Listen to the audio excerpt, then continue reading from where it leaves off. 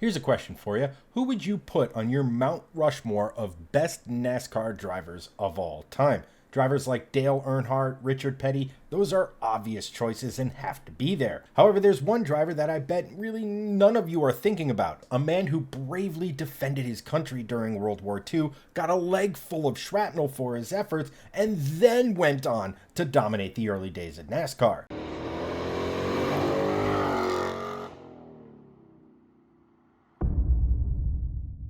Our story begins on March 12, 1915 in rural Virginia when one Robert Nold Red Byron was born. Now, after a quick move to Colorado, his family finally settled in eastern Alabama. Red Byron's early life was, well, pretty normal. It was that of pretty much any other kid grown up in eastern Alabama during this time frame. He was soft-spoken, kept out of trouble, and even when he was allowed to, he didn't really drink. However, there was one thing that made him stand out. See, to the local people, he was known simply as a SHADETREE mechanical genius. Or to put that another way, he could fix pretty much anything. Where most normal people would look at an object and just admire it for being, well, a thing, Red would actually look at it and wonder how it was made, how it would work. He'd instantly want to take it apart and put it back together just to learn the inner workings of whatever the heck it was. And, well, pretty much as it goes, mechanical curiosity eventually led to a curiosity in cars, which eventually led Red, well, to racing. Red's first taste of racing was in the Anniston and Talladega areas. Keep in mind, this was long before Talladega Superspeedway was ever built. He eventually ended up in Atlanta, which was kind of the stock car hub of the area, specifically Lakewood Speedway. And while racing at Lakewood, he caught the eye of a former bootlegger / illegal gambling kingpin, Raymond Parks. The good news for the soft-spoken, clean-cut Red was that at this point in his life, Parks had cleaned up his act and was now a vending machine mogul. Master mechanic Red Voigt rounded out the team. Yes, I know, another Red, but here we are. At any rate, Byron's ability to understand how mechanical things, in this case cars, work made him an absolute natural behind the wheel, and he was basically the man to beat around Lakewood Speedway. However, this was the late 1930s. War was brewing, and it wouldn't be long before Red was suiting up to defend his country.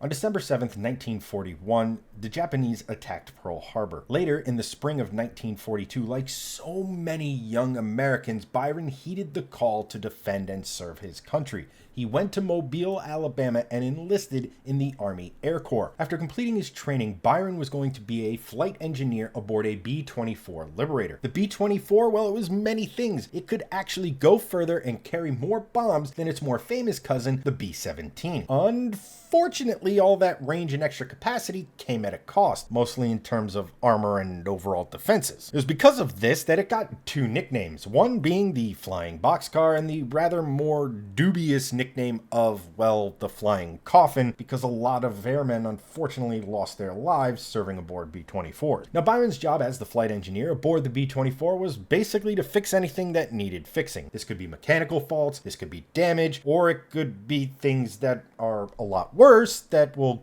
get to. Now, the only question at this point was, what theater was Byron going to be serving in? Was it going to be Europe, or was it going to be the Pacific? Now, ended up being the Pacific, but not really what you were expecting. See, Byron, well, he was on his way to Alaska. Now, a lot of people have a misconception or just don't really know what happened in Alaska during the Second World War. Most people look at it and be like, yeah, you're going to war. Alaska's cold and kind of remote. However, it isn't exactly the front lines. Here's the thing, though. About 6 months after the attack on Pearl Harbor, Admiral Chester Nimitz intercepted a coded message from Japan that they were en route to attack the Aleutian Islands. These are the Aleutian Islands. They're basically the western islands off the coast of mainland Alaska, and pretty much all of you are going to recognize them from, well, Deadliest Catch. But here's the thing about the Aleutian Islands. They extend into the Pacific Ocean a lot more than people understand. In fact, the westernmost Aleutian Island was only about 650 miles away from a Japanese base during World War II. Now, to put that into some sort of naval warfare perspective, 650 miles, well, that's nothing compared to the 3,500 miles Japan traveled to attack Pearl Harbor. Now, even with the close proximity, the Aleutian Islands, well, they're not as obvious a target as, say, Pearl Harbor was. After all, the United States Pacific Fleet was docked there. However, the Aleutians and Alaska as a whole had a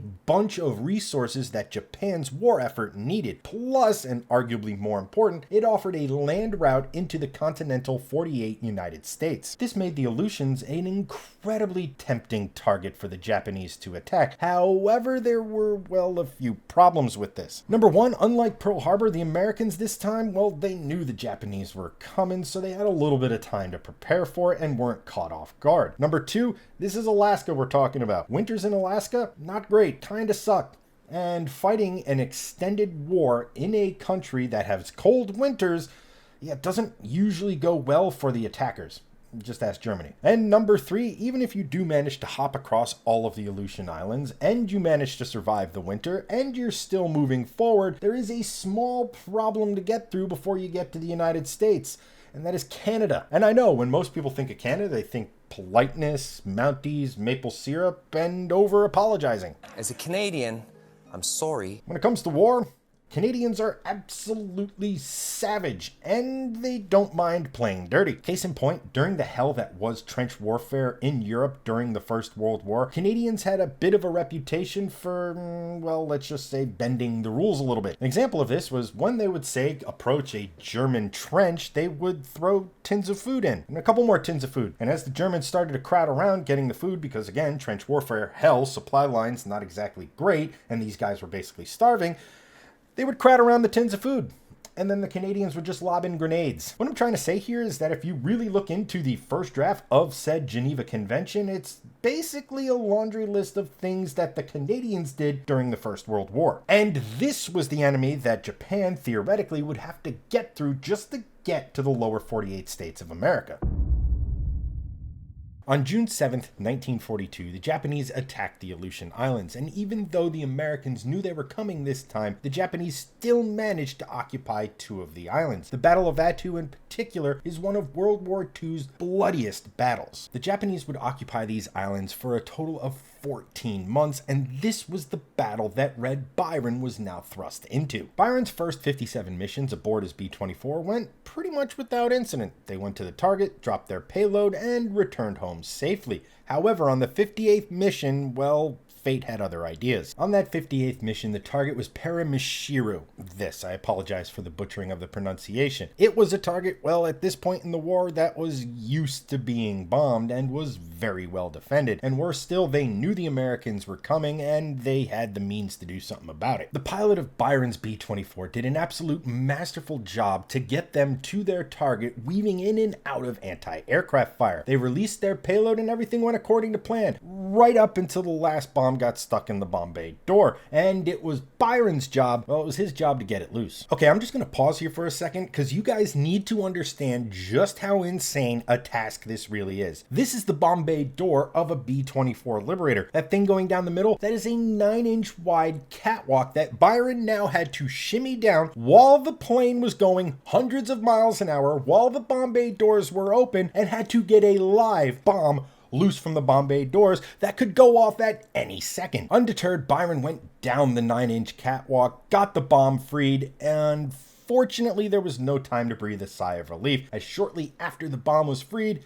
there was an explosion. Byron himself thought it was an anti-aircraft round exploding, while others think it was the bomb, compromised from being stuck, that actually exploded. Regardless of what actually caused the explosion, the end result, well, it was bad for Byron. He was directly in the explosion's path, and his left leg was shredded by shrapnel. Even as the bomb bay doors were closing, Byron's crewmates were doing their very best to stabilize his wounds for the nearly 600-mile trip back home. Upon returning to base, Byron was rushed to a makeshift military hospital where doctors did all they could to remove as much of the shrapnel as they possibly could. That being said, it seemed like amputation of the leg was nothing more than a foregone conclusion. Fortunately, none of the doctors rushed any of the big decisions, and eventually Byron found himself in a better military hospital in Colorado. And the doctors there managed to save Byron's leg. It would never be the same again, but it's better than being amputated. Byron spent the next 27 months rehabilitating his injured leg, though progress, if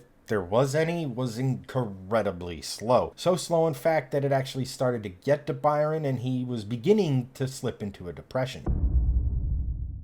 It was at this point that Byron's family, well, they obviously didn't like to see what their loved one was going through. And they actually came up with a rather ingenious idea, and that was to get Byron back to his old self. Well, maybe he could start driving again. As good an idea as this was, there was a problem with it, and that is, it was the 1940s. Automatics weren't really all that common, let alone as ubiquitous as they are today. So if Byron wanted to drive again, he was going to have to do it in a car with a manual transmission. Which begs the question, how exactly are you to operate a clutch pedal with a leg that was ruined from an explosion serving your country? At this point, you absolutely have to remember that this is Red Byron, the SHADETREE mechanical genius, the guy who could fix anything. So he did what Red Byron does. He saw a problem and then, well, designed something to fix it, i.e. a hand clutch for his favorite Ford, and then he set about driving it across the entire country. It didn't take long for Byron to return to the South and reunite with his old friend Raymond Parks, and Parks actually suggested, driving's great and all, but have you thought about going racing again? And at this point of the story, it should come as no surprise to you that Byron was like, yeah,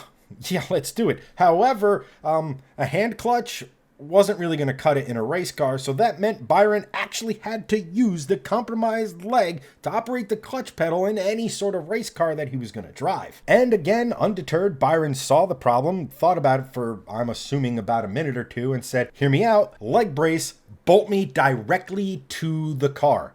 And that's not hyperbole. They actually made a leg brace that Byron put his leg in and then bolted it directly to the car. I need you to remember, something like this would never be allowed in any racing series today. It was insane because basically if Byron's car caught fire or rolled over, he was pretty much fucked. So boys being boys, they came up with what they thought was the safest possible solution, and that was to take Red, have him test on an empty track where it was just him, his car, and his leg brace bolted to a clutch pedal. And well, wouldn't you know, even with everything that Byron had gone through, he was still stupid fast behind the wheel of a race car. So the natural conclusion after successfully passing the test was, well, go racing, to which Red said, this is working, bolt it on there, let's go. And you need to understand, the race Byron was going to enter wasn't some race with amateurs, wasn't a race where this was like the C or D class of driver, where Byron could kind of get his feet wet with other cars around him again. No, this was an absolutely stacked field, and it didn't matter. This was Red Byron. He smoked them all. I'm going to say that again. Red Byron's first race back after nearly having his leg blown off was against the best stock car racers the world had to offer, and he won. Oh, quick side note. This race also featured another competitor slash promoter. His name is Bill France, but we'll get to him in a little bit. As for Byron, well, he kept doing Byron things, i.e. winning, and he kept winning. In 1947, he found himself at the legendary Daytona Beach slash road course, where you should know the answer. He won. Later that year, a group of competitors and promoters got together, led by the aforementioned Bill France, and came up with this brand new series. They were going to call it the National Association of Stock Car Auto Racing, or as the rest of you know it as, NASCAR. So the following year, in 1948, was going to be NASCAR's first official season. Now, instead of, well, using stock cars, they were going to use modified cars. However, there was a very good reason for this. See, the factories in Detroit, well, they still hadn't transitioned over to making production cars again. After all, they had just spent a bunch of years building weapons of war. As a result, new cars, well, they were really rare, so instead of not having a season for 1948, they just decided to use the modified rule set. And that basically meant a bunch of modified pre-World War II cars running around, and most of them were former moonshine runners. NASCAR. As for the season itself, well, it was going to be, well, grueling. It was going to have 52 races, and, well, when the, well, in most cases, literal dust settled, you'll never guess who won that first championship. Our good old boy, Red Byron. And for 1949, well, good news. Production was finally back to the way it was pre-war, so that meant NASCAR could execute its true vision for what they had in mind for a premier series. The new class would be called Strictly Stock, and it is Genesis. It's the beginning. This is the class and the series that would eventually become what we know today as the Cup Series. And when NASCAR said Strictly Stock, they meant it. Only light modifications were allowed to these cars. And there was a very good reason reason for it. Modified cars, they're good, but you know what would be better? A showroom example. And you got to remember too, the fans, well, they wanted to see the cars out on track that they could go in and buy, i.e. the dawn of win on Sunday and sell on Monday. On June 19th, 1949, NASCAR was going to host its first strictly stock race at the 3/4 mile Charlotte Speedway, which was known for two things. Number one, not being the track they use today, and number two, being extremely rough. And when the checker flag waved, Glenn Dunaway crossed the finish line first, and he had officially recorded NASCAR's first strictly stock win for about a couple hours. And then he failed tech inspection. NASCAR. Even though Byron didn't win, he did finish a respectable third. Now, NASCAR's first strictly stock race is worthy of its own video. It was so quintessentially NASCAR and a shit show all wrapped up into one. Let's just say the final result wasn't really determined on track and more in the courts. The second race of the season was held at Daytona's Beach End Road Course, and Byron won that. He also won again at Martinsville, and after the 8-race season was over, Byron was once again champion. After the 1949 season, Red Byron stepped down from full-time competition. Yes, he'd race in some of the bigger races here and there, but his days at being a full-time race driver were unfortunately over. He would be a massive figure in the world of motorsport. Multiple motorsports, NASCAR, open wheel racing, sports car racing, you name it, Red Byron was probably doing something with it. Sadly, on November 11th, 1960, Red Byron died of a sudden heart attack. He was in Chicago in a hotel on the 4th floor, and he was there to meet with Anheuser-Busch to start, well, of all things, a brand new sports car racing team. Red Byron's legacy is one that, in my personal opinion, should absolutely see him on the Mount Rushmore of NASCAR's greatest drivers. His legacy is something that you simply cannot deny. The man dominated locally early days in stock car racing before NASCAR was even really a thing. He then goes to war, gets his leg nearly blown off for his trouble. Undeterred, he comes back and wins the first 2 official NASCAR championships. The man is an absolute legend. And as Bill France said, I could think of no better man to be NASCAR's first champion than Red Byron.